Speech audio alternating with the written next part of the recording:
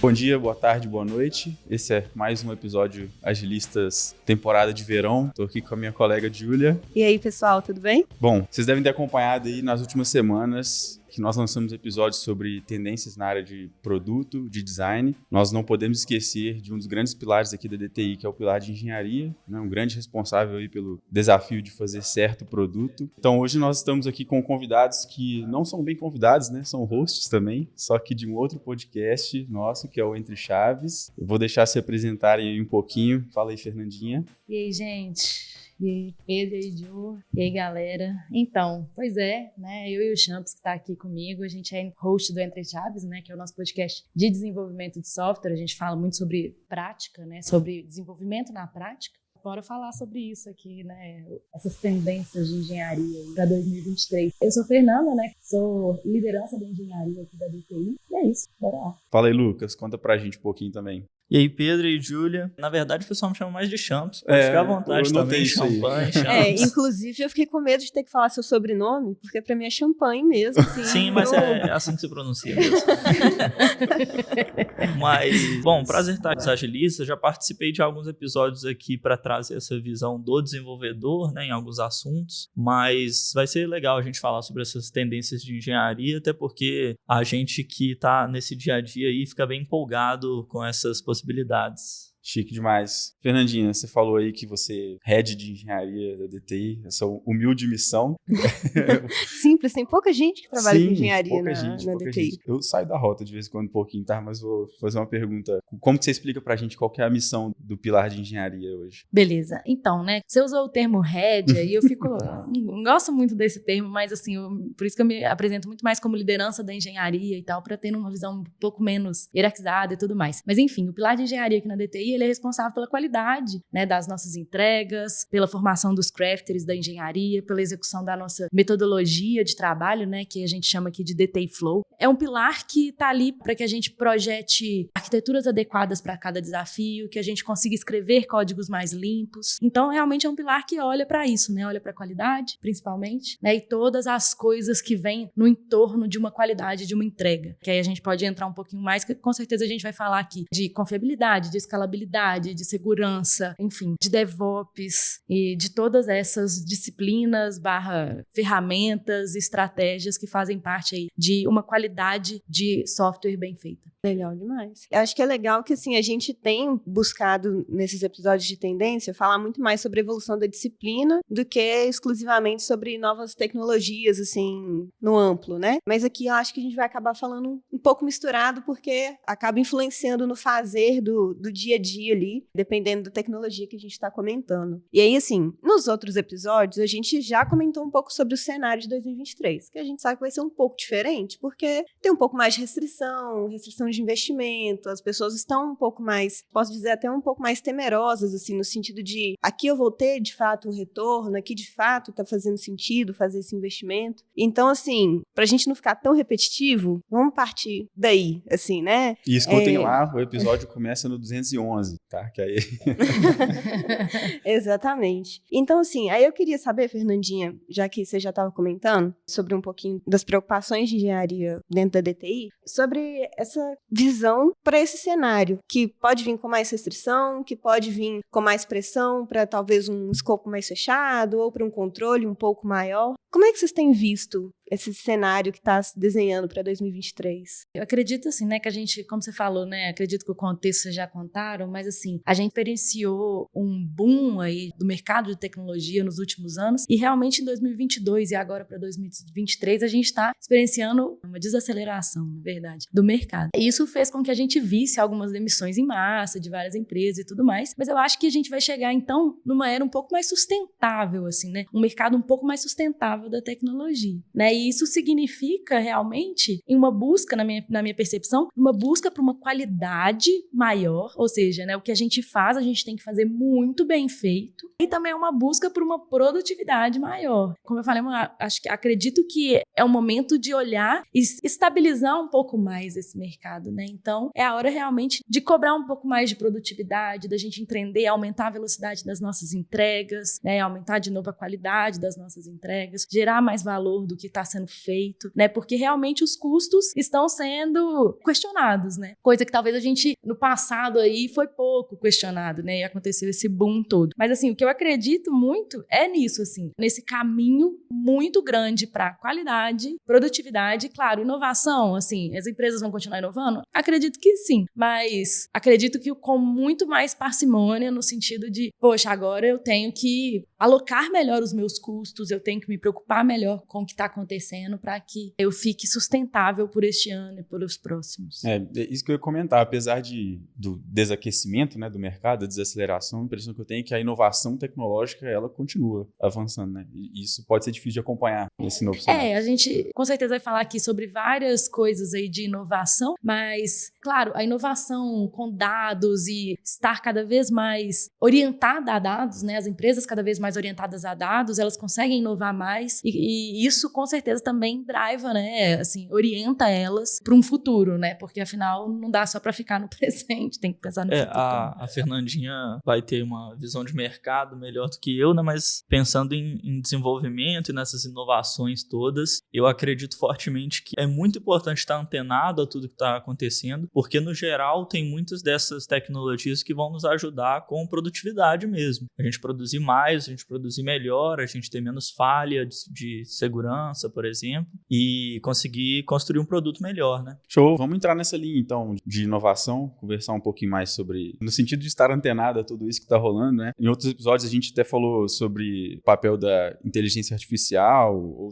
e outras soluções, né? Já nem posso dizer que são inovadoras mais, né? Já estão aí tem um tempo. Mas vamos comentar um pouquinho sobre o que deve estar mais difundido aí ao longo de 2023, dar um panorama, assim. Contato com aplicações que envolvem inteligência artificial, na verdade, a gente já tem todo dia, né? Quando você abre o Netflix ali, já vê as recomendações de séries baseadas no que você tem visto. Quando o Uber te recomenda uma rota, na verdade, isso já está no dia a dia. Mas a gente vai ver isso mais ainda agora ao longo desse ano, com soluções de machine learning por aí. Com certeza, assim, a inteligência artificial, aprendizado de máquinas estão se tornando mais acessíveis, digamos assim, né? A gente está com a disponibilidade do uso de ferramentas, tanto para desenvolvedores, quanto para designers, quanto para artistas, que facilitam, às vezes, ali a produção de um trabalho que seria muito manual, muito braçal, ou ajudam ali, no próprio episódio hoje, na construção da pauta. Elas conseguem automatizar processos, né? Que é a base para você aumentar a produtividade de muita coisa, né? Pegar processos que ali eram maçantes, manuais e automatizar eles, né? No dia a dia do desenvolvedor, assim, eu e muitos outros desenvolvedores já estamos ficando acostumados, né, a usar esse tipo de ferramenta e até aplicando em produtos mesmo, né? A gente recentemente fez um episódio no Entre Chaves com um time que construiu chatbots e eles já se utilizavam, né, de inteligência artificial, de aprendizado de máquina para aprimorar, né, as respostas dos chatbots. Então, eu acho que ficar de olho nessas tecnologias, as empresas têm muito a ganhar, né, ficando antenadas com isso. Justamente assim. O Champs mencionou o episódio de chatbots que a gente tem no Entre Chaves, mas a gente também gravou um episódio recentemente, 2 episódios recentemente, sobre o ChatGPT, né, que é uma ferramenta aí que promete revolucionar mesmo o mundo do desenvolvimento, mas falando agora sobre a velocidade de desenvolvimento mesmo, sabe?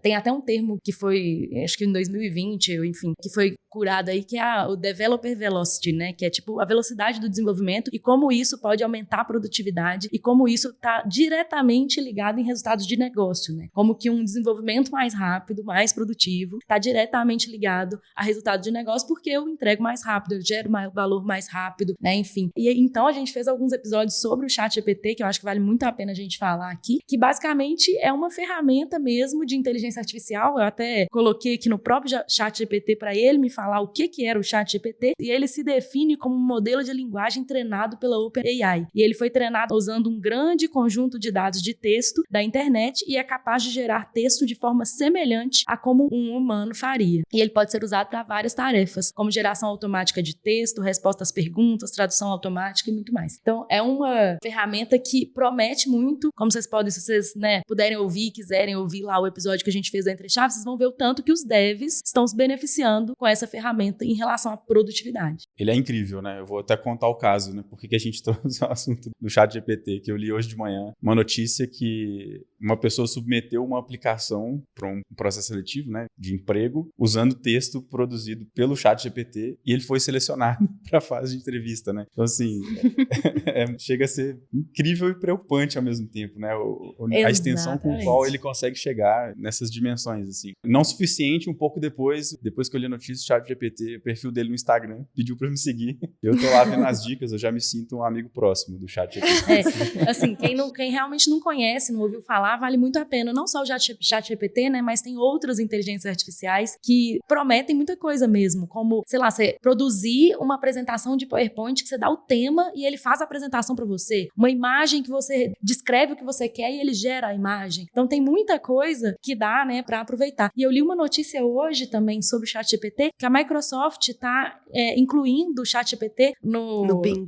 No kit dela do Azure AI. Nossa. E basicamente vai passar a fornecer a inteligência do ChatGPT para as pessoas que assinam o serviço, né, a criarem produtos de inteligência artificial. Então, assim, eu li essa notícia hoje, eu acho que isso é extremamente incrível e pode realmente mudar a forma que a gente lida com a inteligência artificial, inclusive no nosso dia a dia mesmo. E falando tecnicamente assim, as prospecções aí, as perspectivas do ChatGPT para o futuro são assustadoras, assim, porque a tendência é que a capacidade dessa inteligência artificial aumente em níveis exponenciais mesmo, mais do que ela já é capaz. Então, assim, eu realmente acredito que é uma tendência forte, não só para esse ano, mas para guiar muito da nossa vida no geral aí no futuro. Acho que, de fato, assim, uma coisa que a gente vai ter que aprender para 2023 é equilibrar esse receio que parte tem com relação a otimizar custos e, às vezes, até isso significar jogar no seguro, com entender que, assim, a inovação continua acontecendo, as coisas vão continuar mudando e que, se a gente for jogar no seguro sempre, corre um risco grande da gente ficar para trás, porque a gente não vai estar olhando para possibilidades, né? A gente pode estar olhando para o que já existe e, nisso, a gente pode perder o fio da meada ali. Agora, uma outra coisa que eu acho que a gente precisa também conversar sobre é porque muitas empresas vieram trabalhando a sua digitalização. Trouxeram muitos dos seus fluxos para o meio digital, automatizaram e trouxeram muitos dados também para o cenário digital. E aí, com isso, em alguns casos, pode ser que elas tenham ficado mais vulneráveis a cyberataques também. Então, assim, diante disso, de uma digitalização que tem que equilibrar velocidade com otimização de como fazer, como é que a gente ainda dá conta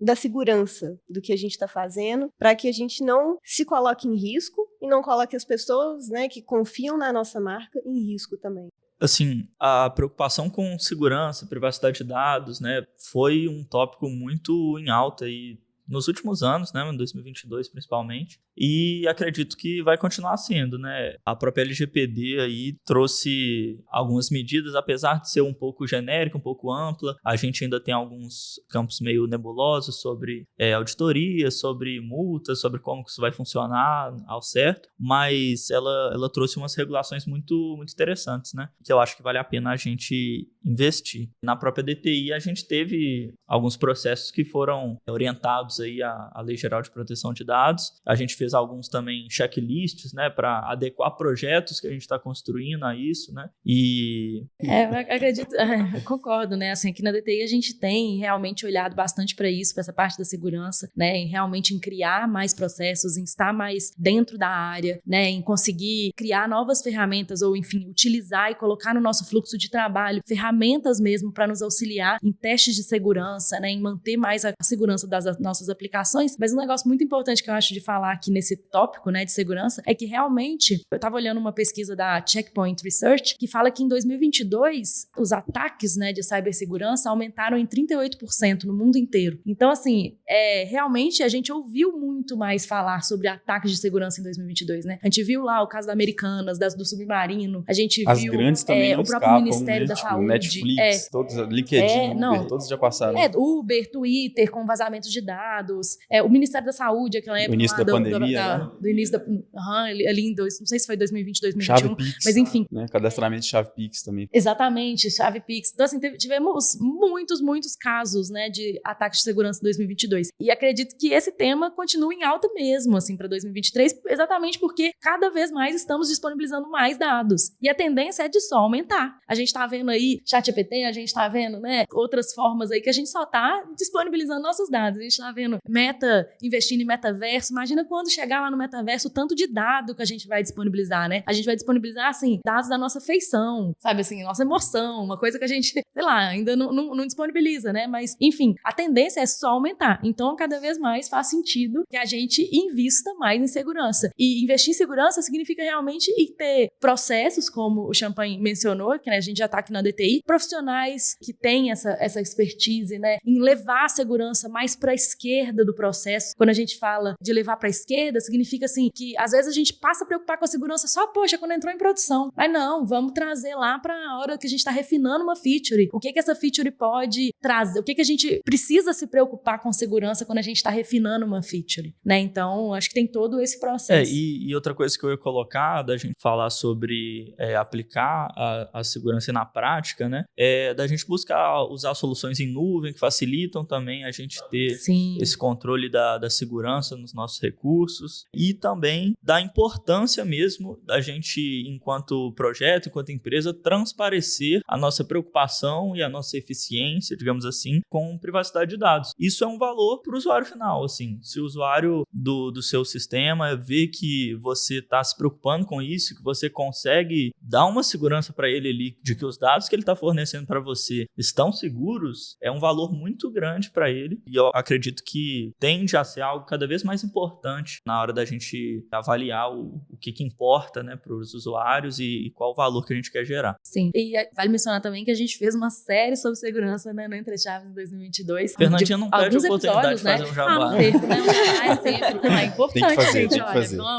Vamos ouvir. Porque a gente fez uma série bem legal sobre segurança em 2022. Acho que foram 5 episódios que a gente fala desde detalhes simples, assim, né, sobre segurança até coisas mais complexas. Então, vale a pena ouvir para entender, né, aonde que a gente tá indo em relação à segurança por aqui. Até um comentário, até um pouco aleatório, assim, mas para poder ilustrar como é que esse vazamento de dados ele vai para um pouco além do uso das soluções digitais mesmo, como experiência minha. Recentemente eu tive que contratar a internet. E aí eu tive problema com a primeira operadora que eu queria, porque ela não estava disponível. Aí ela falou, eu posso passar o seu contato, né, os dados que você já me passou, para outras operadoras entrarem em contato com você. E aí começou o meu pesadelo. Porque, assim, uma outra operadora entrou em contato comigo e, de certa forma, parece que essa operadora já sabia que ela estava muito sujeita à fraude, que ela já estava tendo algumas fraudes ligadas à falta de segurança de dados dela. Então, eu passei minhas informações e, no final, a pessoa que estava conversando comigo falou, a gente vai precisar confirmar os seus dados, mas você só vai confirmar com a fulana. E eu fiquei assim, tá bom. Tudo certo, é isso. Dali pra frente, eu dei graças a Deus que eu não tinha passado meu dado de cartão, porque ele pediu. Mas começou gente no WhatsApp, gente por telefone, entrar em contato e realmente, assim, pessoas aleatórias. Uma pessoa chegou a ser, assim, agressiva porque eu não queria confirmar. E aí fui confirmar com a pessoa assim, olha, tá tudo certo com o agendamento? Ele falou, não, isso daí é fraude mesmo. E assim, tranquilo, como se fosse uma coisa comum do dia a dia. Então, assim, para além do transtorno que pode ter de um vazamento de dados, de uma base de dados mesmo, no sentido de a sua informação ficar exposta na internet, o desenrolar disso para o transtorno ali da pessoa que é cliente, o potencial cliente, pode ser muito grande, assim, né, para a pessoa final. Então, no final das contas, eu acabei não fazendo o contrato depois na sequência, que já começou assim. Total, né? Perdeu Júlia a credibilidade, né? até Justamente o hoje. que a gente estava falando. Perdeu a credibilidade. Exatamente. Com certeza. E você falou de uma coisa que me lembrou um conceito interessante, que eu particularmente sou bastante entusiasta, talvez diga mais respeito a processo, operação, não tanto a engenharia, mas que é o Privacy by Design, que vale a pena dar uma olhada também para conhecer mais, que é aplicar mais essa preocupação com privacidade de dados na construção dos nossos projetos mesmos. Assim como a Fernandinha falou de dar o shift left para a segurança, também dá um shift left para preocupação com privacidade de dados, que é muito comum, né, nos nossos projetos, de só depois que acontece um problemão, a gente fala, acho que eu tinha que ter investido em segurança, deixa eu corrigir esse problema de segurança aqui, essas falhas nossas. Então, assim... E até, né, só reiterando que além de levar a segurança para a esquerda, existem várias ferramentas, né, de testes de segurança que também nos auxiliam. Assim que talvez como o Sonar foi por muito tempo, e é, né, com certeza, um grande parceiro em relação à qualidade, né, de código, a gente tem várias ferramentas aí para fazer teste dinâmico e estático de segurança para a gente encontrar as vulnerabilidades do nosso código, que aí faz com que a gente não coloque coisas em produção que estão vulneráveis, né? Ou enfim, que a gente não coloque, porque essa parte de vulnerabilidade, inclusive, é bem dinâmica. Então, vulnerabilidades novas são encontradas todo dia. Então, assim, que a gente não coloque e que a gente não permaneça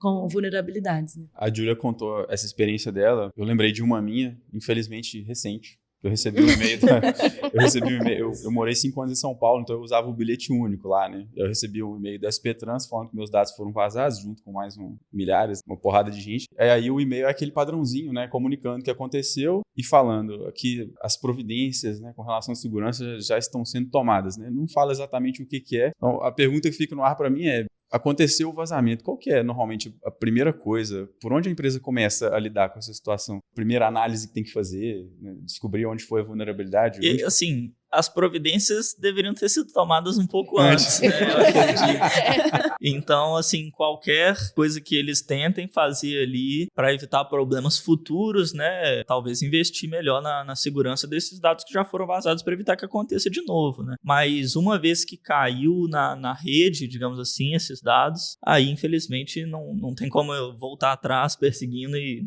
prender os dados de volta. Eles já estão disseminados, assim. Bom, chegar abrindo contas do meu nome agora, né? Agora que você sabe que não tem jeito, que seus dados estão abertos, expostos.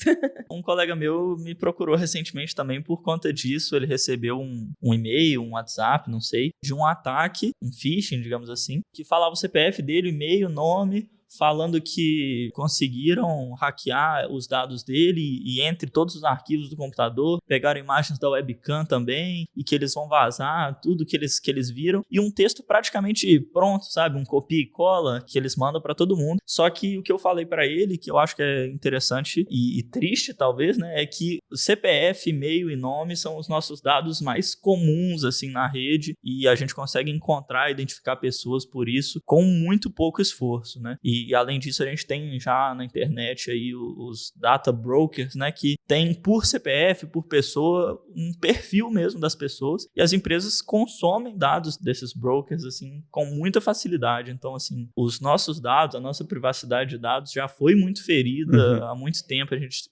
está constantemente vulnerável, né? É a realidade, triste. Você dá seu CPF na farmácia? Sim, já dei mais de uma vez. Pois é. Eu dou também. Em várias falando, farmácias. Mas eu dou também. Mas é porque, né, a gente, nesse episódio de segurança, falamos muito sobre isso, assim, o quanto que é isso, nossos dados, esses dados que a gente, né, esses dados básicos aí de CPF, nome e tal, eles já estão na internet, né, eles já estão disponíveis e, enfim, é bem difícil da gente recuperar, mas vou continuar dando meu CPF na farmácia. Eu já tô Dá ali. desconto? Dá desconto no desodorante. Dá desconto. Quanto que eu economizei em 2022? Entendeu? Dando um pouquinho a rota aqui do que a gente vinha conversando, também tem crescido as soluções no-code, low-code. E aí, como é que vocês veem o papel desse tipo de solução para poder facilitar cenários hoje? Eu queria dar um exemplo, né, para esse caso, que muita gente me procura, às vezes muita gente que não conhece muito de desenvolvimento, falando assim, eu quero fazer um site, quero fazer uma solução tal, um marketplace, sei lá. E são soluções, assim, geralmente, que são muito comuns já tem várias soluções iguais, parecidas, assim, na internet, e que não vale a pena, de repente, você pelo menos iniciar com um grande projeto de um novo site, uma equipe de desenvolvimento fazendo, dando manutenção, e as soluções no-code, low-code facilitam muito o acesso das pessoas que não têm tanto contato com o desenvolvimento para criar esse tipo de solução. Então, para um primeiro contato de pessoas que não são da área de desenvolvimento, ou mesmo para um projeto mais complexo que quer fazer um MVP inicial ali, eu acho que o low-code, no-code são ferramentas fantásticas, assim. Eu concordo, assim, né? Acredito que para essas pessoas que não têm muito contato, mas também até para desenvolvedores experientes, mas que querem desenvolver produtos que não são o core da empresa, né? Que não são a principal produto ali da empresa e tudo mais, mas querem desenvolver, sei lá, uma plataforma interna ou alguma coisa assim, low-code e no-code podem acelerar bastante o desenvolvimento. E como a gente está falando de um cenário de produtividade, né? De qualidade de produtividade, isso faz bastante sentido, né? De utilizar esse tipo de ferramenta, porque realmente acelera, a gente consegue até fazendo uns drag and drop, né, umas coisas assim, e construir coisas bem mais facilmente. O Power Apps, por exemplo, da Microsoft, ele tem uma inteligência junto com as listas, né? Se você tiver listas do SharePoint, por exemplo, e um Power Apps dentro da Microsoft, você consegue, com um clique, criar um CRUD básico de criação, edição, né, deleção de dados na sua lista do SharePoint. Então, assim, é um negócio legal, né, que você fala assim, nossa, eu não precisei desenvolver nada, eu simplesmente cliquei e apareceu um programinha pra mim aqui. Isso é bem legal. E eu tava vendo uma pesquisa da McKinsey sobre o Developer Velocity, que eu mencionei antes, e o low-code e no-code é mencionado lá como um dos fatores de aumentar a velocidade de desenvolvimento, né? E lá eles falam que as empresas que investem, né, as top empresas que investem em low-code e no-code tendem a ser 33% mais inovadoras do que as empresas que menos investem em low-code e no-code. Então, isso é uma estatística legal pra gente ver que realmente essas plataformas, elas funcionam como um suporte, né, vamos falar assim, para um desenvolvimento mais rápido. A gente observa que os próprios desenvolvedores, mas os clientes também, eles se encantam muito facilmente quando vem, na prática, uma oferta low-code, no-code, por conta da questão da rapidez, né? Mas existe alguma pegadinha? A gente fica mais restrito? Assim, com certeza essas ferramentas são muito menos flexíveis, né, do que um desenvolvimento web, do que um desenvolvimento mobile nativo, ou enfim, com certeza são muito menos flexíveis. Mas, assim, como eu falei, se você vai usar para um negócio que não é o seu core business, que você quer fazer uma solução rápido, que não te importa tanto ser um negócio, talvez não muito customizado e tudo mais, poxa, parece valer bastante a pena. Eu concordo plenamente, assim, não é nenhuma pegadinha, é só o preço que se paga, né, ser menos flexível. Justamente. Então, acho que vai mais de contexto ali, depende da situação que você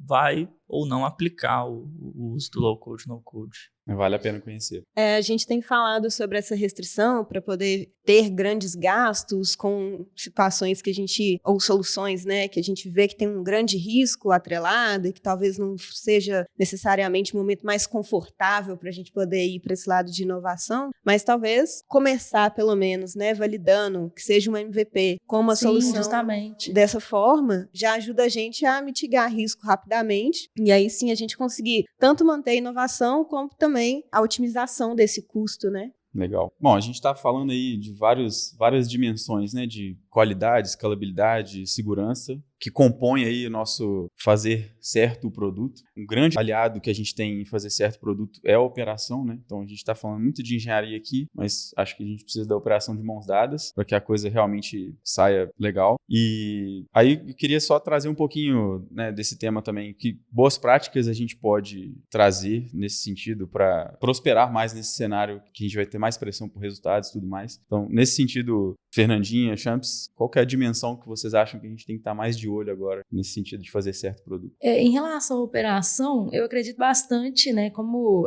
essa parte de produtividade vem bem forte, né? Eu acredito muito numa gestão mais clara, mais transparente, numa gestão em ferramentas, né, na utilização de ferramentas de gestão que nos possibilitem, né, ter uma operação mais consistente, mais clara, novamente, né? Então, assim, toda essa metodologia em torno do desenvolvimento parece que tende a ficar mais forte, assim. Claro que a metodologia, ela sempre existe. Aqui na DTI a gente prega muito a nossa metodologia de trabalho, mas a garantia da qualidade, ela é muito aliada à metodologia, né? E a produtividade, saber a velocidade, por exemplo, de um time, ou entender como que são as entregas de um time e tudo mais. A metodologia está ali muito presente, né? Então, acredito que fortalecer essa metodologia de trabalho junto com a própria cultura da empresa é um negócio que que continua forte, né? Acho que em 2023. Eu acho que falar sobre ágil nos agilistas pode soar até como um pleonasmo aí, né? Mas pensando em tendências de engenharia, a gente até já está acostumado, né? Mas eu acho que não tem como deixar de falar do ágil também, assim. Operações ágeis são tendência aí nos últimos anos. Após a pandemia, assim, principalmente, também acho que se tornou, assim, uma tendência ainda mais forte, e acho que buscar ter operações cada vez mais ágeis, seguir os princípios ágeis na operação, na engenharia, é fundamental, assim, com certeza. Tanto é que, quando perguntamos, né, preparando para o episódio aqui para o ChatGPT, tendências em engenharia de software para 2023, ele falou de tecnologia, mas o que foi que ele falou também, Champs? Sobre o ágil. Metodologia ágil. Como que escolhe ágil. Ele inclusive falou assim, escute os agilistas, o melhor podcast de agilismo no Brasil. Ele não falou do Entre Chaves, não? Sobre desenvolvimento? Não chegou a falar. Poxa, Champs, você nem... Tá faltando treinamento pro chat. Eu vou ensinar pra ele, ele vai... Ah, boa. Tem jeito mesmo, né? A gente já viu outro dia. Ele criou um bordão pro Entre Chaves, inclusive. Ele criou. Caramba! Criou mesmo. Gente. Na despedida, né? Fique entre chaves. Fique entre chaves. Gente, inteligentíssimo. A gente voltou nesse assunto, né? Mas assim... Que a gente tá impactado de verdade. Acaba que daqui a pouco ele tá gravando o podcast no nosso lugar, né? Não ironicamente, porque assim, na prática ele responde o que você quer ouvir, digamos assim, né? Então é possível criar ali, às vezes, algumas personas pra servirem de personalidades, streamers, apresentadores, sabe? A gente mal chegou, hein, Júlia? Estamos ameaçados com um chatbot. Tem essa parte, mas eu ia falar que a gente podia convidar o chat, então vou poder fazer um episódio com a gente. A gente vai fazer um episódio desse. A gente vai jogando, vai ser um episódio mais lento de gravar? Vai. Mas assim... Mas voltando na parte de metodologia, né, nessa parte de agilidade, com certeza, né, é bastante importante com a pandemia, e a gente viu o quanto que as empresas precisaram tomar decisões mais rápido, né, aquele orçamento feito pro ano todo, caiu por terra, não que caiu por terra porque as empresas não fazem mais isso, né, porque elas continuam fazendo, mas por terra no sentido, assim, das empresas verem que, poxa, um evento igual uma pandemia muda completamente o que eu penso para daqui a um ano. Eu preciso começar a pensar o que eu preciso fazer para daqui a um mês, uma semana, né? Então, realmente, essa parte muda muito. Mas uma outra tendência que eu queria falar sobre operação, organização de times, que o próprio Gartner traz, é a parte dos times de plataforma, que são, né, que, claro, a gente já tem ouvido muito falar sobre esse termo, né, times de plataforma, times habilitadores, mas são realmente formas diferentes de nos organizarmos como times, né, que é o próprio Teams Topology prega, que fala sobre esses times que habilitam, né, que criam componentização, que criam facilidades para que o time de features, né, o time de entrega, de delivery, tenha menos carga cognitiva em relação a certos assuntos, certas arquiteturas complexas, certas features muito complexas. Então, acaba diminuindo a carga cognitiva mesmo, a complexidade para o time de features, o que faz, né, voltar lá na velocidade de produção, né, na produtividade. Então, tudo isso, acredito que essa tendência de times de plataforma, times habilitadores e novas formas de nos organizar como times, né, também pode ser um assunto aprofundado aí em 2023. E para um produto que tem várias vertentes, né, por exemplo, várias aplicações web, aplicativo, APIs, enfim, é muito bom também para alinhar e direcionar, né, o resultado de todo mundo, né, para o mesmo objetivo, né. E agora é minha vez de fazer o jabá, né, a gente fez um episódio recentemente no Entre Chaves, entrevistando um time de plataforma, por assim dizer, né. Então vale a pena conferir lá também para saber como que isso é feito na prática. A gente pode fazer o caminho inverso também. Se vocês quiserem uma pessoa que fica perguntando, curiosa, eu não sou especialista em nada, mas eu posso ir lá no Entre Chaves ajudar vocês. Diferente da Júlia. A Júlia é especialista, tá? Design, várias coisas. Não, mas Entre Chaves eu iria só, assim, bem juninha. Não, que isso. Com certeza eles vão achar uma utilidade para a gente lá. Com certeza. Se não, podem sempre colocar o ChatGPT também para fazer o nosso roteiro. Pode fazer o episódio só lendo as coisas do ChatGPT. A gente interpreta texto bem. Então, assim, se vocês quiserem, a gente pode traduzir ali. Traduzir não, né? A gente pode dublar o ChatGPT no episódio. Mas pra gente poder fechar, a gente falou sobre muitas tendências, a gente falou sobre muitas considerações que a gente precisa ter pra esse ano. Pra quem tá ouvindo e ouviu esse tanto de coisa, o que vocês indicariam como um primeiro passo, assim, beleza, estou aqui em janeiro de 2023, tenho um time de desenvolvimento que eu trabalho em conjunto, ou que eu ajudo a acompanhar. O que precisa estar em mente? Posso completar a pergunta antes dos nossos convidados responderem? Assim, é só para correr no risco de repetir um pouco a pergunta, mas para a gente não diferenciar um pouco dos episódios anteriores, né? Que a gente está tentando fazer o fechamento sempre com isso, por onde começar, né? Mas partindo do princípio que a gente está no trilho do produto certo, né? Então, assim, a nossa solução está direcionada para necessidades reais e que vão realmente ajudar o negócio. Então, para estar mais preparados em termos do certo produto, né? Engenharia e operação, por onde seria uma boa começar? Eu acredito, assim, né, que tecnologia por tecnologia, assim, né, eu falar assim, gente, olha, agora vocês têm que ir para cloud, ou não, vocês têm que usar a tecnologia A, B ou C. Tecnologia por tecnologia não faz muito sentido. O que a gente precisa realmente é converter tecnologia em resultado de negócio. Então, o que é importante entender? Como que a aplicação de certa tecnologia vai me orientar a atingir certos resultados de negócio, né? Então, se eu tô falando lá assim, por que eu tenho que investir em segurança? Porque eu vou realmente entregar para o meu usuário final uma aplicação com maior confiança, eu vou aumentar a confiança da minha própria empresa, né? A confiabilidade da minha própria empresa. Por que eu tenho que investir em DevOps, em criar, né, pipelines automatizados, investir em testes automatizados? Por que eu tenho que fazer isso? Porque eu quero aumentar, né, a velocidade da minha entrega, a confiança da minha entrega. Então, assim, e aumentar a velocidade da minha entrega faz com que eu entregue mais rápido, claro, e gere mais valor para o meu negócio. Então, a gente tem sempre que entender o que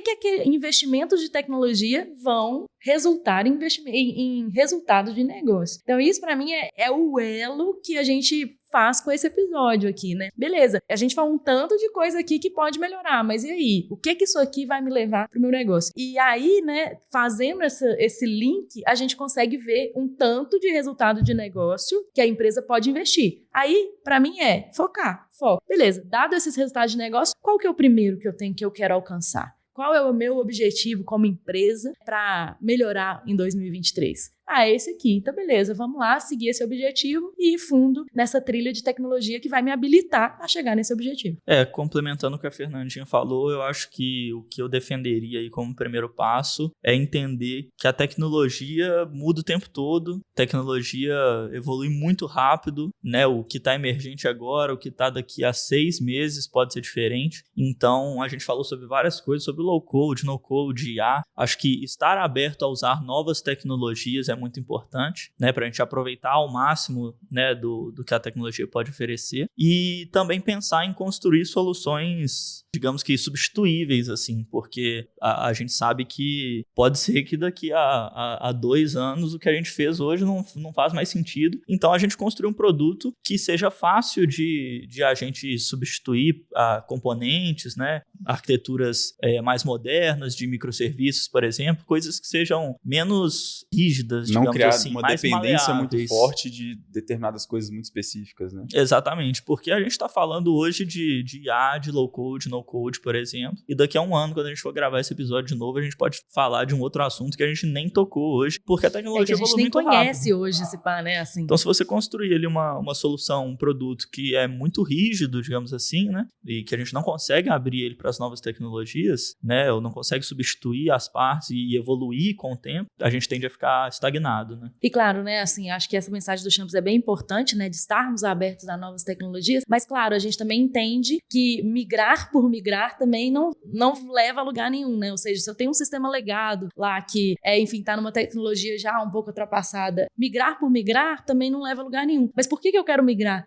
Eu quero migrar porque eu preciso ter mais escalabilidade no meu sistema, eu preciso que ele tenha mais confiança, eu preciso que ele seja mais resiliente. Poxa, beleza, então, dito isso, precisamos criar estratégias de utilizar novas tecnologias, novas plataformas, novas ferramentas, né? Acho que tudo isso é importante pensar também. Não, bom demais. Adorei o fechamento, adorei os convidados entre chaves. Vamos fazer mais crossovers aí ao longo do ano, quem sabe? Vocês serão sempre bem-vindos lá no Entre Chaves também.